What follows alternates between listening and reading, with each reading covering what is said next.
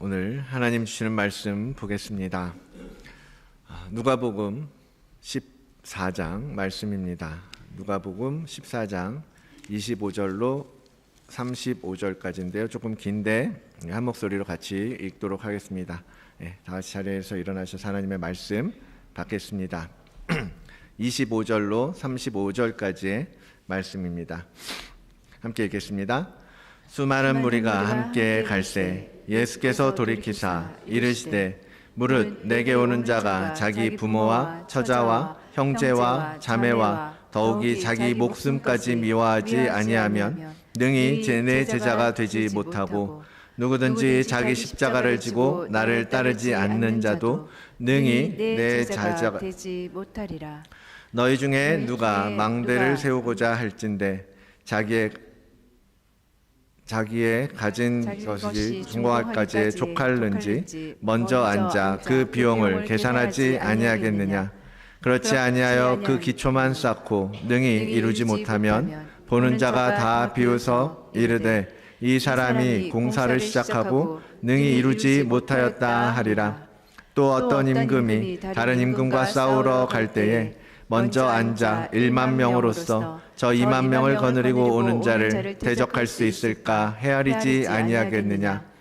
만일 못할 터이면 그가 아직 멀리 있을 때에 사신을 보내어 화친을 청할지니라. 이와 같이 너희 중에 누구든지 자기의 모든 소유를 버리지 아니하면 능히 내 제자가 되지 못하리라. 소금이 좋은 것이나 소금도 만일 그 맛을 잃으면 무엇으로 짜게 하리요. 땅에도 거름에도 쓸데없어 내버리느니라. 들을 귀가 있는 자는 들을지어다 하시니라. 아멘. 하나님의 말씀입니다. 자리에 앉으시기 바랍니다. 함께 기도하겠습니다. 주님 감사합니다. 오늘도 거룩한 주일 우리를 주의 전전에 부르시고 오늘 우리에게 말씀하여 주시니 감사합니다. 이 말씀이 오늘 우리의 삶을 바꾸고 우리의 생명을 바꾸는 능력의 말씀이 되도록 우리 마음밭에 뿌려지게 하시고 그것이 뿌리를 깊이 내려 주께서 기뻐하시는 주께서 주의 영광이 되는 그러한 그리스도인의 삶으로 제자의 삶으로 회복되어지도록 역사하여 주시옵소서. 감사드리며 예수 그리스도의 이름으로 기도드립니다. 아멘. 자, 우리 다 같이 이 시간에 먼저 우리 같이 인사할까요? 주님의 은총과 평강을 누리시기를 오늘도 축복합니다. 우리 서로 바라보시고 인사 나누시기를 원합니다. 주님의 은총과 평강을 누리시기를 축복합니다. 축복합니다. 많이들 요즘 환절기이기도 하고 여러 가지 상황이 있어서 그런지 다치신 분들도 많고 아파서 못 오시는 분들도 많고 그러네요. 여러분들 위해서 기도해 주시고 눈에 보이지 않는 분들 계시면 연락하시고 무슨 일이 있으신가 어떠신가 힘든 일은 없으신가 한번 또 챙겨주시고 그렇게 소통하시면서 나아가시기를 원합니다. 오늘 대가지불이 필요합니다 라는 제목으로 섰는데요. 어떻게 하나님께서 우리에게 어떤 말씀을 주실지 오늘 말씀을 통하여서 새로운 결단이 여러분 가운데 있기를 원합니다. 그리고 그 말씀으로 말미암아서 그 말씀 안에 담겨있는 생명으로 말미암아서 여러분의 삶과 여러분의 가정이 변화되어지는 그러한 복이 임하는 그러한 하루가 되기를 그리고 여러분의 영적인 여정이 되기를 주의 이름으로 축원을 드립니다. 초대교회에 계속 이제 초대교회의 모습을 좀 되찾고 싶은 것이 저의 생각이에요. 그래서 옛날부터 사실은 예수 그리스도의 가르침을 받은 제자들 그리고 그 제자들의 제자인 사도와 속사도들 그리고 그 시대 이후에 이제 기독교가 어떤 하나의 종교로 정착되면서 교부 시대를 거쳐서 오늘까지 왔는데요. 그 예수 그리스도의 가장 가까운 쪽으로 가면 우리가 조금 더 하나님께서 기뻐하시는 하나님께서 원하시는 신앙의 모습들을 발견할 수 있지 않을까. 그것이 저의 생각입니다. 그래서 그때의 이야기들을 그때의 어떤 말씀의 흐름들을 따라가 보려고 하는 것이고요. 그 하나가 바로 이제 한 해의 구원의 절기라고 하는 부분이거든요. 한 해의 어떤 절기의 흐름을 따라서 우리가 그 옛날 초대교회 영적 아비들은 그 성도들을, 믿음의 사람들을 가르쳐 왔고 또 그것을 따라서 훈련하고, 그러면서 영적으로 어린아이였던 사람이 청소년이 되고 장년이 되고 영적 아버지가 되고, 그렇게 기독교의 역사는 흘러왔던 거예요. 그러한 지도자 어떤 흐름들을 통해서. 그래서 그 한 해 절기를 구성하면서 저는 그동안 봤던 것이, 절기의 첫 시작을 하나님 나라의 절기로 시작을 한 거였습니다. 지난 8월부터 다뤄왔던 말씀들, 9월부터 다뤄왔던 말씀들이 바로 그 하나님 나라의 절기인데요. 그 하나님 나라에 먼저 왜 하나님 나라라는 것에 집중을 했을까? 첫 번째는 하나님께서 우리에게 허락하신 그 하나님 나라라는 것이 너무너무나도 귀하고 소중하고 가치 있다라는 것을 우리에게 보여주시는 것입니다. 왜? 우리가 그 하나님 나라의 가치를 알아야 하는 것이 제일 먼저 필요한 거였기 때문이에요. 그래서 올해는 하나님 나라에 대한 새로운 패러다임이라든지 새로운 통치, 새로운 질서, 이런 부분 이야기들을 나눴잖아요. 그죠? 그런 주제들을 통해서 이 새로운 시대, 새로운 예수 그리스도의 도래, 하나님 나라의 도래로 말미암아서 우리가 살아가야 하는데, 그것을 받아들이지 못한 우리의 타락한 혼을 말씀을 통하여서 우리에게 계속해서 보여주셨던 것입니다. 마비되고 병들고 눈멀고 귀먹고, 그러한 우리들의 모습을 발견함으로써 우리 안에 하나님 나라가 없구나, 하나님의 통치가 전혀 이루어지고 있지 않구나, 또는 어떤 한 부분에 우리가 하나님 나라를 잃어버린 채로 살고 있구나, 그런 것들을 발견하고 드러내주는 시간이 이 하나님 나라의 절기인 것입니다. 그래서 그 시간을 지나면서 우리는 매년 새로운 절기를 시작할 때마다 그 하나님 나라를 다시 묵상하고 그 하나님 나라를 다시 우리 안에서 점검하고, 그러면서 또 올해 우리 안에 어떻게 하나님께서 일하셔서 우리 하나님의 통치가 또 어떤 영역을 가르치시고 바꾸어내시고 변화시켜 주실지, 그러한 기대감으로 한 해 한 해 우리는 성장해 간다라는 거예요. 그리고 그 하나님 나라의 절기의 두 번째 목적은, 그래서 이 우리 안에 하나님 나라가 없고 하나님 나라를 우리가 소유할 수가 없기 때문에 우리가 필요한 게 뭐예요? 바로 예수 그리스도라는 것을 이 하나님 나라의 절기의 말씀들을 쭉 따라가면서, 나는 하나님 나라를 소유하지 못했구나, 온전하지 못하구나, 그러니까 나는 지금 예수님이 필요하구나, 예수 그리스도의 성육신이 우리 가운데 임해야 되겠구나 라는 것을 깨닫게 되는 것이 하나님 나라의 절기였다라는 거예요. 그래서 그 부분을 쭉 해서 살펴왔던 것이고, 그 시간을 통해서 예수님을 기다리는 이 간절함, 나는 주님이 필요해, 하나님 나라를 소유하기 위해서 내 안에 주님께서 오셨으면 좋겠어, 나를 바꿔주셨으면 좋겠어, 나를 변화시켜 주시기를 원해, 그러한 간절함으로 서서히 전환되어져 가는 거죠. 그러면서 이제 성육신이라는 다음 절기, 그 성육신의 절기로 이제 전환되어져 가는 것입니다. 그런 흐름 속에서 이제 오늘이 대강절 첫 번째 주일이라고 말합니다. 4주간, 크리스마스 전에 4주를 대강절 또는 대림절, 어드벤트라고 말하죠.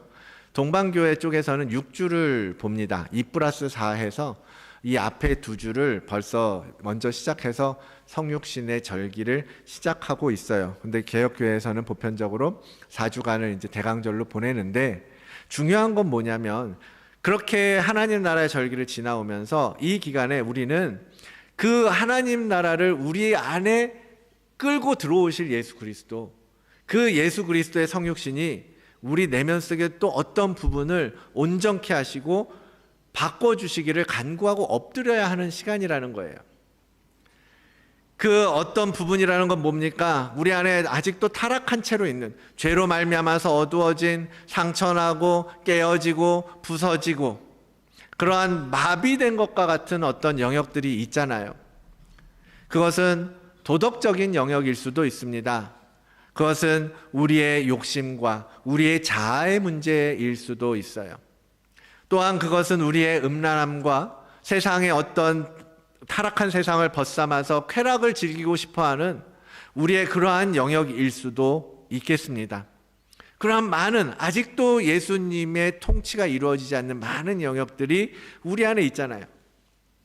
아마도 이런 것들이 없다라고 말한다면 완벽하게 예수님의 성품으로 살아가는 사람일 것이고, 이미 성육신이 우리 안에, 그 안에 충만하게 임해서 이제는 성육신을 기다릴 필요가 없어라고 말할 수 있을지도 몰라요.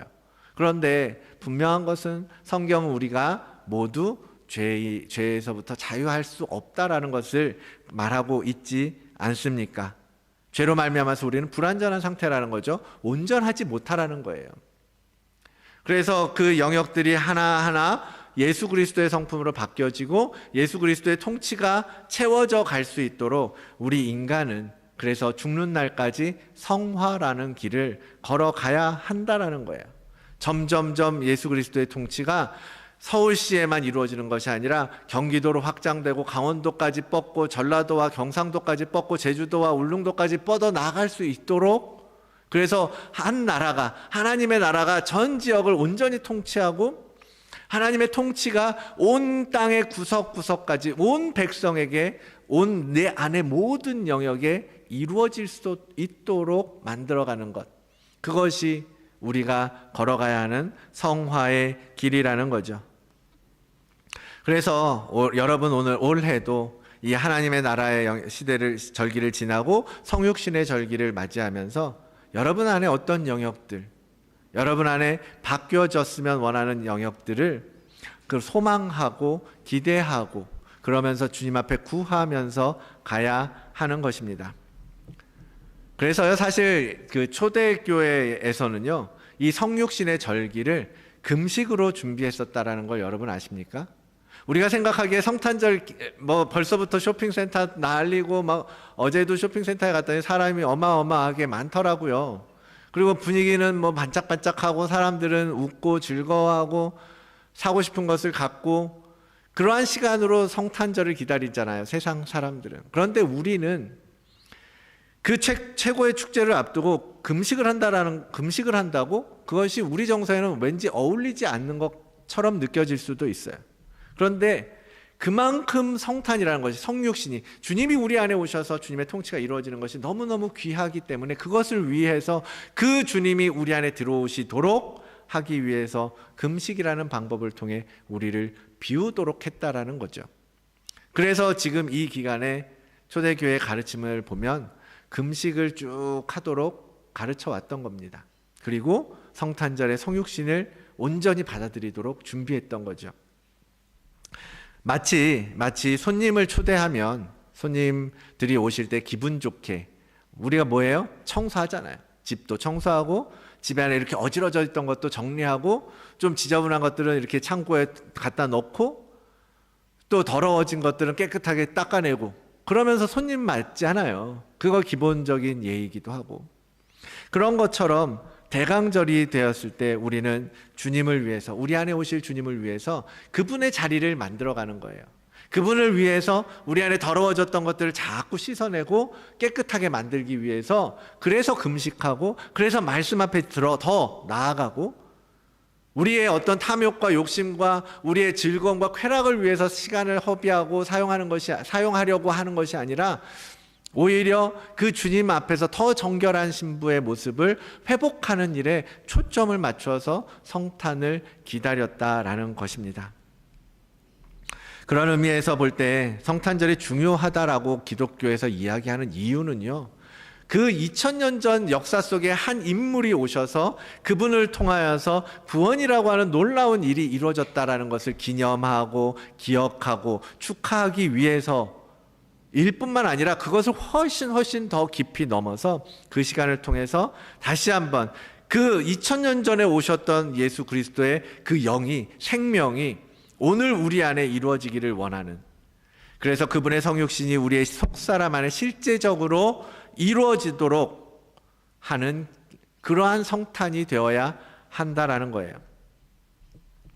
여러분 계속 나눌 때 그런 이야기들 많이 했잖아요. 마비된 중풍병자 얘기, 죄 많은 여인의 이야기, 삭개오라는 인물이 회심했던 이야기, 그리고 뭐 분별력, 일관성, 그런 이야기들을 통해서 우리 안에 정말 이렇게 방황할 수밖에 없구나, 이 세상에 살면서. 왜? 하나님 나라가 없으니, 하나님의 통치가 우리 안에 없으니까 우리 생각으로, 우리 지식으로, 우리의 힘으로 가야 하니까 이렇게 힘들 수밖에 없었구나. 그것을 계속 봤잖아요. 그것이 오늘 우리 그리스도인의 내면의 모습 아니겠습니까?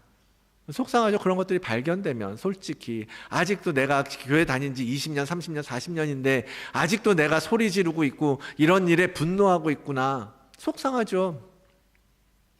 그런데 그렇게 하나님 나라를 충만하게 누리고 살고 싶은데 이 현실의 수많은 문제로 병든 사람처럼 신음하고 고통받고 살아가는 우리 모습 얼마나 안타깝습니까? 그런데 여러분, 그런 우리의 모습일지라도 말씀드렸던 건 뭐예요? 여러분, 결코 실망하고 좌절하시면 안 된다는 거죠. 낙담하지 마시고 낙심하지 마시라는 겁니다. 포기하지 말아야 된다는 거예요. 그래서 지난주에 말씀드렸던 것처럼 일관성이라는 이야기를 한 겁니다. 어떤 일이 내 눈앞에 펼쳐지더라도 우리가 예수 그리스도를 믿는 믿음 안에서 끝까지 그 믿음이 이루어지는 것을 보는 그날까지 우리는 그 소망을 붙들고 예수 그리스도를 바라봐야 한다라는 거예요. 그래서 이 성육신의 계절에 정말 더욱더 여러분 주님을 사모하시기 바랍니다. 갈망하시고 끝까지 그 주님과 동행하기를 구하시고 그런 믿음으로 가야 되지 않겠습니까? 그럴 때 주님께서 우리에게 더욱 선명하게 주님을 스스로를 계시해 주실 것이고 주님의 형상을 보여주실 것이고 그것이 내 성품 안에서 이루어져 가는 것을 여러분 신앙생활 하시면서 한 번씩 야, 내가 그래도 이런 건 변했네, 내가 봐도 참 기특하네 라고 하는 순간들이 있지 않으십니까? 여러분의 성품들이 하나씩 예수 그리스도의 것으로 바뀌어져 가는 것을 볼 때마다 여러분 즐겁고 기쁘지 않으십니까? 그러한 삶을 매년 여러분 그렇게 성장해 나가야 하는 거예요. 그러한 성품으로 주님께서 인도해 주실 것입니다. 주님께서 약속하셨잖아요. 영접하는 자, 곧 그 이름을 믿는 자들에게는 뭐예요? 하나님의 자녀가 되는 권세를 주셨어요. 그렇게 약속하셨고 그렇게 이루셨고 그렇게 우리에게 일하고 계십니다. 아멘이십니까? 그러므로 우리는 주님을 믿고 따르는 자들로서 자녀답게 주님의 자녀다움을 회복하고 그리고 주님을 닮아가는 그러한 우리 모두가 되도록 여러분 오늘도 우리를 구원하신 예수 그리스도로 향하여 달려가는 여러분들이 되시기를 원합니다. 그렇다면 우리가 자녀다움을 회복한다라는 말이 무슨 뜻이겠습니까? 지난주에 보았던 것처럼 우리는 열매를 맺는 가지가 돼야 돼요. 그렇죠? 풍성한 열매를 맺어야 되고 결실을 맺어야 한다라고 말씀드렸죠. 그것은 오늘 본문에서 언급하는 것처럼 그 말은 바로 예수님의 제자가 되는 것을 의미합니다. 우리가 주님을 믿겠다고 우리가 주님을 따라가겠다고 말할 때 고백할 때 주님처럼 되겠다라는 말은 바로 주님을 닮은 주님의 가르침을 따라가는 그러한 주님의 제자가 되겠다라는 말이라는 거예요. 주님께서는 오늘 본문을 통해서 제자가 되지 못하는 이유를 3번 말씀하세요. 그렇죠? 오늘 본문을 쭉 보면 자기 목숨까지 미워하지 아니하면 내 제자가 될 수 없다. 자기 십자가를 지고 따르지 않으면 나의 제자가 되지 못한다. 그리고 3번째, 누구든지 자기 소유를 버리지 아니하면 결코 내 제자가 될 수 없다라고 가르쳐주고 계십니다. 거꾸로 말하면 이렇죠. 거꾸로 너희가 내 제자가 되려면 너희가 내 제자가 되길 원하느냐? 그렇다면 바로 자기의 목숨까지도 미워야 하는 거다. 내 제자가 되려면 너의 십자가를 지고 나를 따라와야 된다. 내 제자가 되려면 너가 가진 모든 소유조차도 버려야 한다라고 주님은 지금 가르쳐주고 계시는 거예요. 사랑하는 여러분, 이런 설교 듣고 싶지 않으실 수도 있어요. 불편하게 들리실 수도 있습니다. 왜냐하면 우리의 타락한 혼은요, 이런 말들을 정말 싫어해요. 왜 나를 자꾸 죽이라고 그러냐고, 왜 나를 자꾸 버리라고 하냐고, 왜 자꾸 내 삶이 아니라 내가 없는, 내가 아닌 다른 존재의 삶을 살라고 하냐고. 우리의 타락한 혼은요, 그런 말들을 너무 싫어하거든요. 그래서 이러한 설교들을요, 불편하게 들으시는 분들이 많이 계시거든요. 여러분, 우리의 자아는 그렇게 끊임없이 외칠 거예요. 잘 살고 있는데 왜 날 비우라고 하냐고, 왜 날 버리라고 하냐고, 왜 나를 내려놓으라고 하냐고 외칠 거예요. 그러나 그런 이유 때문에 어쩌면 초대교회 아버지들은 이 기간에 이 말씀으로 성육신의 절기를 시작하고 있는 것일지도 모릅니다. 야, 너희 안에 하나님 나라가 없잖아. 하나님의 나라가 들어오려면 너희를 비워야 되는 것이 당연한 거 아니겠냐. 그러므로 하나님의 제자가 되고 예수 그리스도의 제자가 되고 이젠 주님의 오심을 기다리길 원한다면 먼저 너희가 가지고 있는, 너희를 채우고 있는 너희의 그 모든 것들을 먼저 비우는 작업을 하도록 하렴. 그래서 이 말씀으로 시작하는 것이죠. 나의 자아로 가득한 그 자리를 비워야 주님께서 우리 안에 들어오셔서 우리의 몸을, 우리의 혼을 뭘로? 거룩한 하나님이 거하실 성전, 처소로 바꾸고 그렇게 삼지 않겠느냐라고 가르쳐 왔던 것입니다.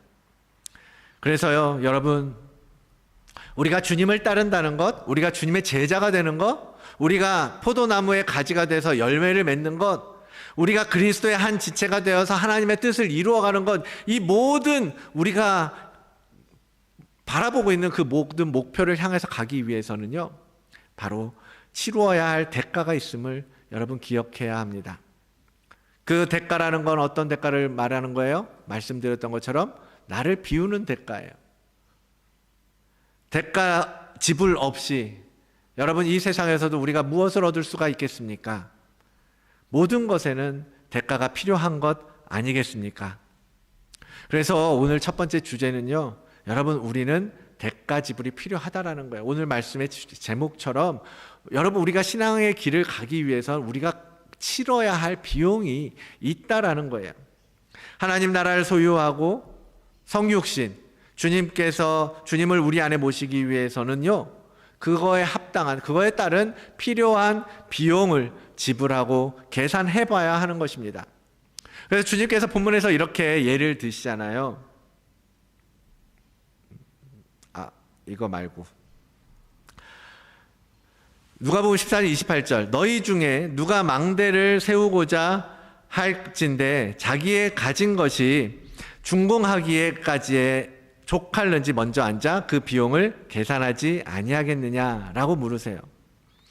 너희 중에 누가 망대를 세울 때, 여러분 요즘 집 짓는 일이 많죠. 집을 새로 짓는 집도 많고 리노베이션 하는 집도 많고 고치거나 수리하는 집도 많고 막 그렇잖아요. 그런데 그런 작업들을 하는데 견적도 안 받고 그냥 이거 고쳐야 돼, 그냥 아무나 불러가지고 뭐 아무렇게나 그들이 하고 싶은 대로 마음껏 그렇게 고치도록 두지는 않잖아요. 그렇죠? 분명히 우리는 그 어떤 작업을 위해서 계산해 봅니다. 그리고 우리 버짓으로 할 수 있는 것이 무엇인지, 어떻게 작업을 할 수 있을 것인지 다 계산해 보고 생각해 보고 고려해 보고 여기서도 저기서도 견적 받고 그렇게 해서 작업을 하는 것처럼 여러분, 망대 하나를 지어도 분명히 그 비용을 계산해 보지 않겠느냐라고 주님이 말씀하시는 거예요. 그것을 위해서 그런 의미에서 주님의 제자가 되겠다고 한다라면 그것을 위해서 얼마의 대가가 필요한지, 얼마의 비용이 필요한지 계산해 보고 또 따져봐야 되지 않겠냐, 그것이 합당하지 않겠냐라고 말씀하시는 거거든요. 여러분, 대가를 지불한다라는 말을 할 때 어쩌면 조금 혼란스럽게 생각할 수도 있는 부분인데요, 그런 생각이 들잖아요. 복음이라는 건 대가 없이 우리에게 주신 선물 아닌가? 그런데 왜 또 대가를 지불해야 한다라고 말하지? 왜 주님은 또 그런 말씀을 하셨던 것일까? 라고 의문이 들 수 있다라는 거죠. 그래서 이런 말씀을 들을 때 대가 지불하라고? 우리가 대가 없이 받은 복음인데 왜 대가를 지불해야지? 어떻게 삶에 적용해야 되지? 이해가 잘 안 되기도 하고, 그래서 삶에 어떻게 적용해야 될지도 모르겠고, 그런 경우가 생기는 거죠. 여러분, 복음은 은혜로 우리에게 주어지는 것이 맞습니다. 그렇죠? 오직 뭘로? 믿음으로. 오직 믿음으로 우리는 예수 그리스도를 믿는 그 믿음으로 우리는 의롭다 여김을 받을 것이고, 그래서 천국 백성이 될 것이고, 아까 보았던 것처럼 하나님의 자녀가 되는 권세를 우리는 얻게 될 것입니다. 그러면 우리가 내야 되는 대가라는 건 뭐예요? 제가 스펄전 목사님의 이렇게 이 부분을 설명하는 걸 봤는데요. 앞을 볼 수 없는 소경이 있어요. 앞을 볼 수 없는 소경이 있습니다. 성경에도 있는 사건을 가지고 이제 스펄전 목사님이 예를 들었던 것 같은데, 앞을 볼 수 없는 소경이 있었는데 주님이 오셨어요. 그 사람을 만나 주셨어요. 그리고 고쳐주세요. 눈을 뜨게 됐습니다. 그렇죠? 거기까지는 하나님의 은혜죠. 은혜의 선물입니다. 그래서 주님께서 그렇게 고쳐주시고 자 이제 돈 내라고 말하지 않잖아요. 그죠? 주님은 뭐라고 말씀하세요? 이제 가서 다시 죄를 범하지 말라, 이런 정도의 이야기를 해주신단 말이죠. 그런데 그렇다고 해서 그러면 소경이었던 사람이 그러면 정말 아무것도 대가를 지불하지 않았나? 그는 어떤 비용도 치르지 않았을까라고 생각해 봤을 때 그렇지 않다라는 거예요.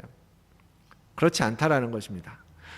여러분 생각해 보십시오. 그는 지금까지요 소경이었어요. 앞을 볼 수가 없었어요. 그래서 그냥 한 자리에 앉아서 구걸할 수밖에 없었어요. 그리고 그 구걸을 통해서 사람들의 도움을 통해서 그는 지금까지 생명을 이어왔고, 그래도 살 수 있었고, 그래도 주변에서 그를 돕는 사람들 때문에 웃을 수 있었어요. 그렇죠?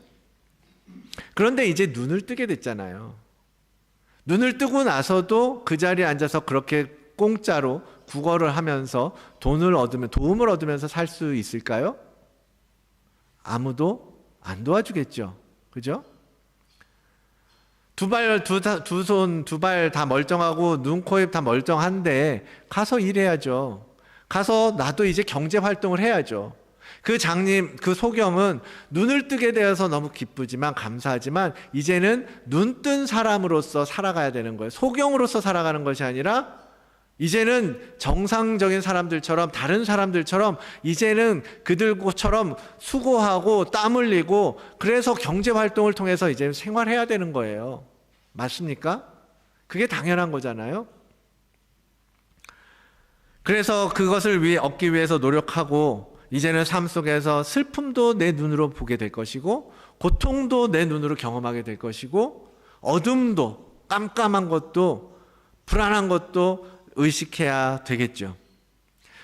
소경이 눈을 뜨게 되었지만 그 눈을 뜬 것은 대가 없이 주어진 은혜이지만 이제는 눈을 뜨게 되었기 때문에 그 변화에 대해서 그도 이젠 비용을 내야 되고 대가를 치러야 한다라고 스펄전 목사님이 설명을 하더라고요.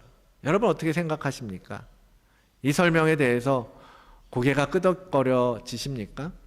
그런 거예요. 우리가 주님께서 지금 대가라고 말씀하시는 것은, 여러분 구원을 내가 어떤 나의 노력과 내가 지불하는 어떤 대가로 그 구원을 사거나 구원을 얻는다라는 개념의 대가가 아니라, 하나님께서 우리에게 구원이라고 하는 정말 너무너무 큰 은혜를 주셨기 때문에, 그리고 그 변화로, 그 구원으로 말미암아 이제 내 삶이 바뀌어졌기 때문에 우리가 치러야 할 비용이 생긴 것이고 대가를 지불하는 일들이 생기게 되었다라는 설명을 하는 거거든요.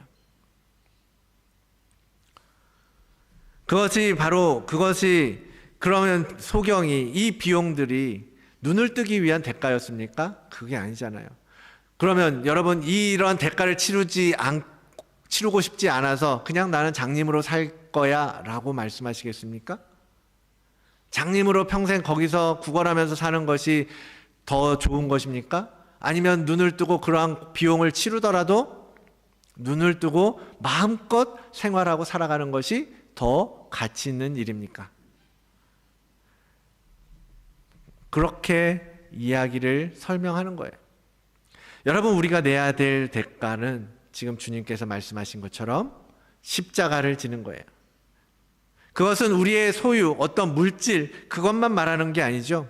우리가 가진 우리의 지식, 우리의 명예, 우리가 가지고 있던 감정들, 우리의 백그라운드에 깔려있는 배경들, 우리가 경험해왔던 것들, 우리 것이라고 생각하고 살았던 그 모든 것들을 지불하고 비우고 버리고 라고 하는 거예요. 주님은 우리에게 그렇게 할 수 있는 믿음을 요구하고 계시는 것입니다. 그래서 사도 바울은 이렇게 이야기하잖아요. 3장 7절, 빌립보서 3장 7절로 9절 말씀. 그러나 무엇이든지, 우리 같이 한번 읽어볼까요? 그러나 무엇이든지 내게 유익하던 것을 내가 그리스도를 위하여 다 해로 여길 뿐더러 또한 모든 것을 해로 여김은 내 주 그리스도 예수를 아는 지식이 가장 고상하기 때문이라.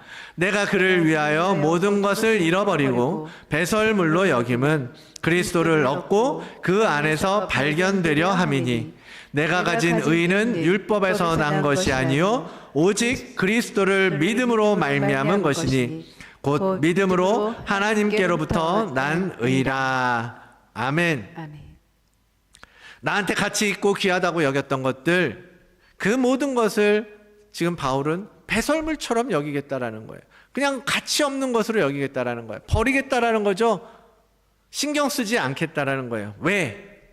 왜냐하면 그리스도를 얻은 것이 너무너무나도 소중하기 때문이에요. 내 주 그리스도를 아는 지식이 가장 고상하기 때문에 그가 지금까지 배우고 해왔던 그 히브리적 사고, 그리고 그 백그라운드, 학자인 가말리엘에게서 배웠던 학식들, 경험들, 바리새인이라고 해서 지켜왔던 모든 그 모든 것을 갖는 것보다도, 그 모든 것을 버려서라도 예수 그리스도를 얻는 것이 더 귀하고 소중하다라고 사도 바울은 고백하고 있는 거예요. 난 주님께만 올인할 거야. 그것이 주님을 만난 사도 바울의 태도고 변화였잖아요. 그래서 사도 바울은 주님을 만남으로 말미암아 그가 가졌던 모든 것을 버리는 대가를 지불했던 것이죠. 우리도 마찬가지라는 것입니다. 주님을 따라가는 제자가 되려면 우리가 소중하다고 여겼던 모든 것들조차 능히 버릴 수 있어야 되는 것이고 대가로 지불할 수 있어야 하는 거예요. 왜냐하면 주님이 우리에게 너무너무 값진 복음을 주셨으니까요. 그래서 그 복음을 얻게 되었잖아요. 여러분 구원을 얻으셨잖아요. 구원 받게 되셨잖아요. 구원의 확신을 갖고 계시지 않습니까? 그러므로 그 복음을 얻게 되었으므로 우리는 그것을 위해서 능히 우리가 가지고 있는 것을 버릴 수 있는 대가를 지불하기로 결단하는 그런 여러분들이 되셔야 한다는 것입니다. 그래서요, 두 번째 주제인데요, 우리가 대가를 그럼 정말 우리가 꼭 지고 있어도 그것을 놓으려면 뭐가 필요하겠습니까? 무엇보다도 우리가 얻은 것이 무엇인지, 우리가 지금 가지고 있는 것이 무엇인지, 하나님께서 우리 안에 주시려고 하는 그 하나님의 나라라는 것이 무엇인지, 그 가치가 얼마나 귀한 것인지 예수 그리스도의 참 가치를 여러분 발견하고 만나야 할 것입니다. 바울은 그것을 발견하고 만났던 거죠. 마치 마태복음에서 나온 것처럼 밭에 감추인 보화, 그것을 발견한 거예요. 그 밭의 주인이. 그러고서 그 사람이 어떻게 합니까? 그 밭을 사기 위해서 자기가 가지고 있는 모든 것을 팔아서 그 밭을 사잖아요. 그 보화를 만난 것처럼 우리도 주님의 가치를 발견해야 한다는 거죠. 그 가치를 아는 사람만이 실제로 내가 가지고 있는 모든 것을 팔아서 그 밭을 사지 않겠습니까? 오늘 본문에 있는 예를, 두 번째 예를 한번 볼까요? 31절 32절. 또 어떤 임금이 다른 임금과 싸우러 갈 때에 먼저 앉아 1만 명으로서 저 2만 명을 거느리고 오는 자를 대적할 수 있을까 헤아리지 아니하겠느냐. 만일 못할 것 같으면 그 아직 대적들이 멀리 있을 때에 사신을 보내서 화친을 청할 것 아니겠느냐. 주님께서 전쟁이라는 부분에 대해서 예를 든 거예요. 전쟁을 앞두고 있는 임금, 왕은 계산하지 않겠어요? 이 싸움을 내가 과연 이길 수 있을까? 그래서 병력이 얼마나 차이가 나는지, 우리의 군의 사기라든지 전투력이 어느 정도인지, 상대방은 얼만큼인지 꼼꼼하게 장수들하고 의논하고 고민하고 평가하고 분석하겠죠. 그래서 이건 도저히 싸움이 안 되는데, 이렇게 싸움 나갔다가는 우리 지금 그나마 있는 군사들 다 잃고 백성들도 다 진멸당하고 아이고 우리나라 완전 망하게 생겼네 라고 계산이 되었다면 싸우겠습니까? 싸우는 자는 미련한 거죠. 싸움이 아니라 그들에게 사신을 보내서 화친을 청해서 평화를 위해서 먼저 사신을 보내는 것이 마땅하지 않겠느냐라는 이야기를 하는 거예요. 여러분, 우리는 여호수아의 예에서도 비슷한 장면을 봤어요. 여호수아 9장에 보면 기브온 주민들이 여호수아에게 오잖아요. 여리고와 아이에 행한 일을 듣고서 꾀를 내서 사신의 모양을 꾸미되 그들이 길갈 진영으로 가서 여호수아에게 이르러 그와 이스라엘 사람들에게 이르되 우리는 먼 나라에서 왔나이다. 이제 우리와 죄악을 맺읍시다. 이스라엘이 승승장구하면서 이방 민족을 정복하고 가나안 땅을 차지하고 있을 때에 그 가까이에 있던 기브온 족속들은 생각한 거예요. 우리가 이러다가는 완전히 다 죽어버리고 말 것 같아. 우리 꾀를 내서 사신을 보내자, 화친을 청하자 라고 보낸 거예요. 왜? 그들 입장에선 상대가 되질 않고 거짓으로라도 이렇게 목숨을 구하고 생명을 건지는 것이 더 가치 있고 옳다라고 여겼던 거죠, 그들은. 그래서 실제로 그들은 이후에 이스라엘과 화친을 맺고 어떻게 돼요? 이스라엘의 나무를 패고 물깃는 자로서 노예가 돼서 이스라엘에 섞여 살게 되잖아요. 질 것이 뻔한 싸움을 해서 생명을 버리기보다는 이렇게 구차할지라도 가치 있는 생명을 건지는 것이 더 낫다고 판단한 거죠. 생명의 가치를 더 귀하게 여겼던 거죠. 이 기브온 족속처럼 많은 나라들이 전쟁을 할 것인가 말 것인가 신중하게 계산하고 판단하고 그러면서 역사가 흘러왔지 않았겠습니까? 왜냐하면 그렇게 하는 것이 더 가치 있다고 판단했기 때문인 거죠. 그런 것처럼 우리가 하나님의 나라라는 것을 생각했을 때에 예수 그리스도가 우리 안에 오셔서 생겨지는 변화, 그러한 비용들을 다 계산해보고 따져보고 그 계산보다도 과연 하나님의 나라가 더 가치 있는 것인가, 그런 모든 것들을 버려서라도 우리가 얻어야 할 가치인가, 그런 부분들을 우리가 생각하고 헤아려 봐야 된다라는 것을 주님은 말씀하고 계시는 거예요. 과연 우리가 가진 무엇을 지키기 위해서 하나님의 나라를 거부하고 그냥 모른 척하고 사는 게 옳겠냐, 아니면 내가 가진 모든 것을 다 팔아서라도 그 나라를 들어가기 위해서 항복하는 것이 좋겠냐, 생각해보고 판단해봐라, 고민해봐라, 주님이 말씀하신다라는 거예요. 여러분은 무엇에 가치를 부여하면서 살고 계십니까? 여러분에게 중요한 것은 무엇입니까? 여러분이 앞으로 이룰 명예, 성공, 그런 겁니까? 여러분의 말년에 누리게 될 편안함과 여유와 안락함과 행복입니까? 여러분을 웃을 수 있게 하는 자녀들의 그 성공, 아니면 여러분의 손주들의 그 건강, 그런 것들입니까? 뭡니까? 과연 그것이 이 땅에 오신 예수 그리스도의 가치보다 더 귀하고 소중한 것이라고 확신하고 계시는 것입니까? 과연 꼭 쥐고 절대 놓치고 싶지 않은 그러한 삶의 목표가 무엇냐고 주님께서 오늘 물으시는 거예요. 너희가 나를 따르겠다고? 너희가 나를 믿겠다고? 너희가 나의 제자가 되겠다고? 나를 통하여서 열매를 맺겠다고? 내 안에 거하겠다고? 내 나라를 너희 안에 초청하겠다고? 물으시는 거예요. 그렇다면 너희 목숨까지 버릴 수 있겠냐? 너희 십자가를 지고 따를 수 있겠냐? 너희 모든 소유를 버려도 괜찮겠냐? 주님이 오늘 물으신다라는 겁니다. 사랑하는 성도 여러분, 진정한 가치에 투자하는 여러분들이 되시기를 바랍니다. 제자가 된다는 거 부담스러워요. 그렇게 생각될 수 있습니다. 불편하게 받으실 수도 있습니다.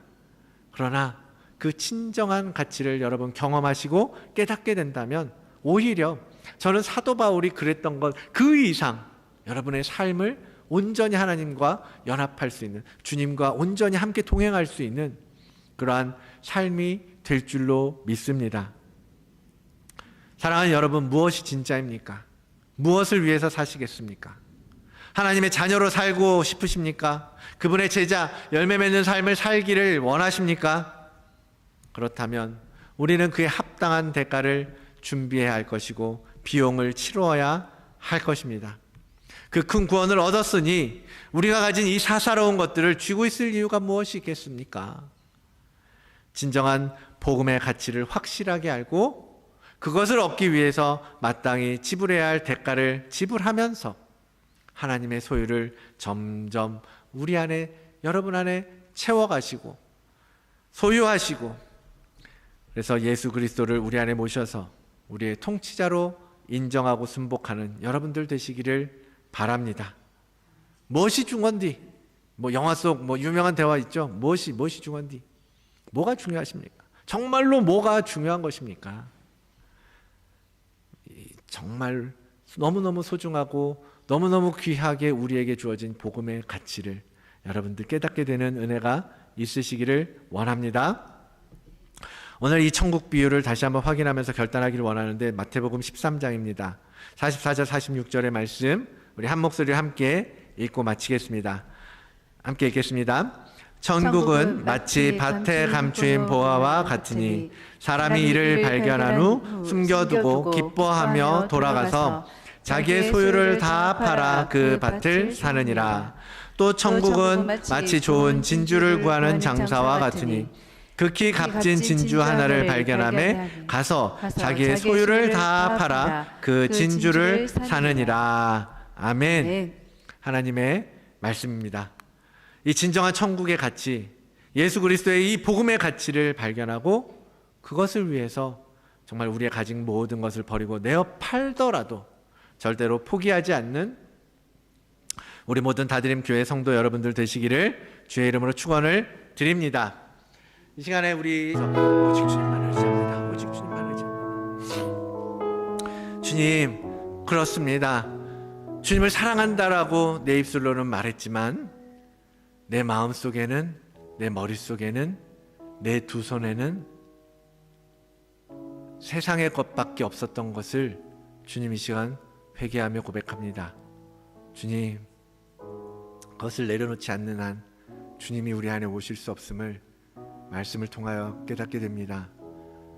내 마음에 빈자리가 없어서 들어오고 싶어도 들어오실 수 없고 열어드린다 해도 들어오실 수 없는 그러한 타락한 우리의 혼을 주님 불쌍히 여겨 주시옵소서. 지금이라도 다시 이 말씀 앞에서 결단하며 나아가기를 원합니다. 주님, 마땅히 해야 할 대가가 있다면 그것이 무엇인지 깨닫게 하여 주시고 그것을 능히 치룰 수 있는 믿음을 허락하여 주시옵소서. 그래서 점차적으로 나를 비우고 주님으로 채워갈 때 주님의 나라가 우리 안에 임하게 될 것입니다. 주님의 통치가 온전하게 될 것입니다. 주님의 완전하심이 우리 안에 이루어지게 될 줄로 믿습니다. 하나님, 그것을 바라보고 나아가는 우리 모든 가족들 되게 인도하여 주시옵소서. 주님, 지금까지와는 다른 하나님, 정말로 예수 그리스도의 그 가치를 온전히 깨달아 알아서 그것을 위하여 사도 바울이 모든 것을 다 배설물처럼 여겼던 것처럼 우리 또한 우리가 지금 가지고 있는 우리 눈에 보이는 우리의 삶을 채우고 있는 그 모든 것들을 배설물처럼 여길 수 있는 믿음으로 나아가는 우리 모든 다드림 교회 가족들 되도록 주님 붙들어 주시고 인도하여 주시옵소서. 오늘 말씀 속에 임하신 하나님의 말씀의 능력이 우리를 그렇게 만들어 가실 줄, 바꾸어 가실 줄로 믿습니다. 주님, 그 주님만 의지합니다. 이 성탄을 기다리는 계절, 하나님 아버지 더 주님께 집중하며 나아가는 우리 모두가 되게 인도하여 주시옵소서. 감사드리며 예수 그리스도의 이름으로 기도드리옵나이다. 아멘.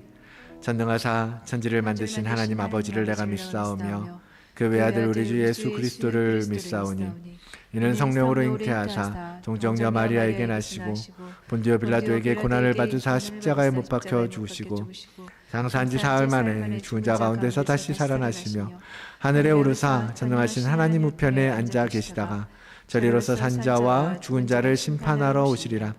성령을 믿사오며 거룩한 공회와 성도가 서로 교통하는 것과 죄를 사하여 주시는 것과 몸이 다시 사는 것과 영원히 사는 것을 믿사옵나이다.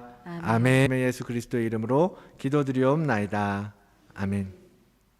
이제는 우리를 사랑하사 친히 하늘의 보좌를 버리고 이 땅에 내려오신 예수 그리스도의 그 한없는 은혜와 아들을 내어주시기까지 우리를 사랑하시는 아버지 하나님의 그 극진하신 사랑하심과 우리 가운데 거하시며 우리를 온전케 하시는 성령 하나님의 내주교통하심의 역사가 오늘 거룩한 하나님의 말씀을 듣고 주님을 모시기 위해서 마땅히 치러야 할 대가를 지불하고 그러한 삶을 살기로 결단하고 그 무엇보다도 소중하고 가치 있는 그 이름 예수 그리스도를 소유하기를 원하는 다드림 교회의 모든 성도들과 또한 함께 예배하는 모든 주의 자녀들 그들의 머리 위에 그리고 그 가정 위에, 그리고 우리가 살아가는 이 땅 호주와 우리의 사랑하는 조국 대한민국 위에 이제로부터 영원히 함께 있을지어다. 아멘.